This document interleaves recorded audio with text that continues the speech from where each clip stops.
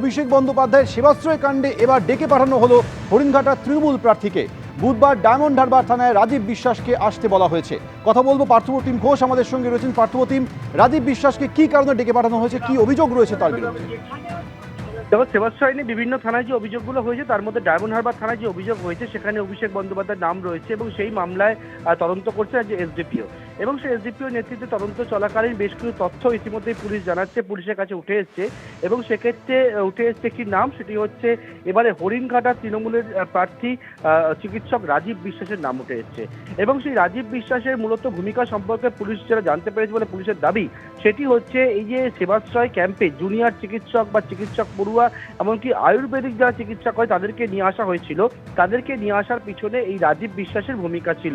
সেই জন্যই চিকিৎসক রাজীব বিশ্বাসকে তলব করা হয়েছে আগামী বুধবার দিন সকাল 11টার সময় ডায়মন্ড হারবার থানায়। এবং ইতিমধ্যেই তোমায় বলবো, এই মামলায় একাধিককে জিজ্ঞাসাবাদ করেছে পুলিশ এবং সেই জিজ্ঞাসাবাদ করার পরে যে তথ্য পেয়েছে সেই তথ্যের ভিত্তি করে হরিণঘাটার এবারে তৃণমূলের প্রার্থী রাজীব বিশ্বাসকে তলব করা হয়েছে। ধন্যবাদ। অভিষেক বন্দ্যোপাধ্যায় সেবাশ্রয় কাণ্ডে হরিণঘাটা তৃণমূল প্রার্থীকে তলব করা হয়েছে। বুধবার ডায়মন্ড হারবার থানায় রাজীব বিশ্বাসকে তলব করা হয়েছে। জুনিয়র ডাক্তার এবং আয়ুর্বেদিক চিকিৎসকদের দিয়ে সেবাশ্রয় ক্যাম্পে চালানোর অভিযোগ।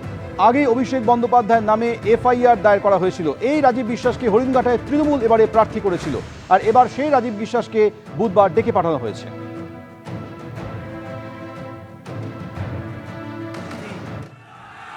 আমার দীর্ঘদিনের সতীর্থ সহকর্মী ডক্টর রাজীব বিশ্বাসকে ও চাকরি বাকরি সব ছেড়ে এসছে, মাসে লক্ষ লক্ষ টাকা আয় করতে পারত ডাক্তারি করে, সব কিছু ছেড়ে মানুষের সর্বক্ষণের কর্মী হিসেবে কাজ করার জন্য আপনাদের কাছে এসছে এই মাটির ছেলে হয়ে।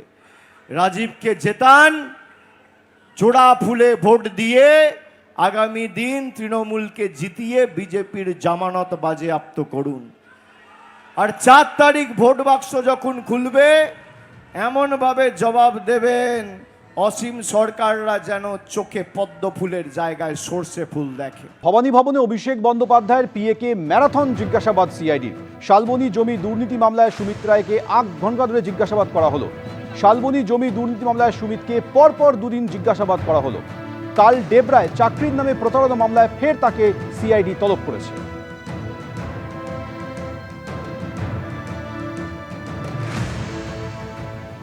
অর্থাৎ প্রথম 2 দিন শালবনী দুর্নীতি মামলা এবং আগামীকাল ডেবরায় চাকরি দুর্নীতি মামলায় তাকে ডেকে পাঠানো হয়েছে। অর্থাৎ পরপর 3 দিন সিআইডির জিজ্ঞাসাবাদের মুখোমুখি সুমিত রায়।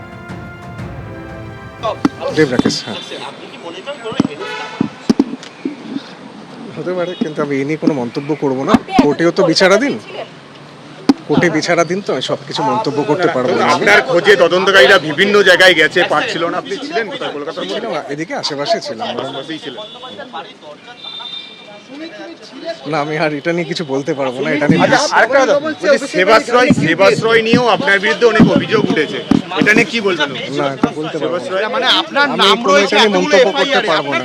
আপনার ভূমিকা কি ছিল? একটা রিসর্ট মালিক অভিযোগ করেছে, আপনি তার অভিযোগ তদন্ত হলে সে জানা যাবে। মানে তদন্তে আসুন। আপনার প্রত্যেকটা এফআইআরে আপনার নাম, আপনি কি ভূমিকা পালন করতে? অভিষেক বন্দ্যোপাধ্যায় আত্মসহায়ক, কিন্তু প্রত্যেকটা মামলাতে আপনার সরাসরি না। আপনাকে কিছু ডকুমেন্টস আনতে বলেছিল, আপনার হাতে দেখতে পাচ্ছি কিছু ডকুমেন্টস রয়েছে। না ডকুমেন্টস রয়েছে, কিন্তু সেটা অফিসিয়ালি আনতে বলেনি, সেই জন্য কোনো ডকুমেন্টস আপনি নেই। কি ব্যাংকের নথিপত্র জমা দেবেন? ডকুমেন্টস ভার্বালি বলেছিল, পরবর্তীকালে বলেছে ডকুমেন্টস আবার লিখিতভাবে দেবে, তখন নিয়ে আসবো। আপনাকে কি মনে হয় হ্যারাসমেন্ট হচ্ছে কোনো কারণে? না কোর্টের বিচারাধীন রয়েছে সমস্ত মামলা, তো আমি এটা নিয়ে কোনো কমেন্টের জন্য করবো না। কাল সকাল 10টা থেকে গেছে, কাল সকাল 10টা থেকে 11টার সময়। এবিপি আনন্দ, এগিয়ে থাকে, এগিয়ে রাখে।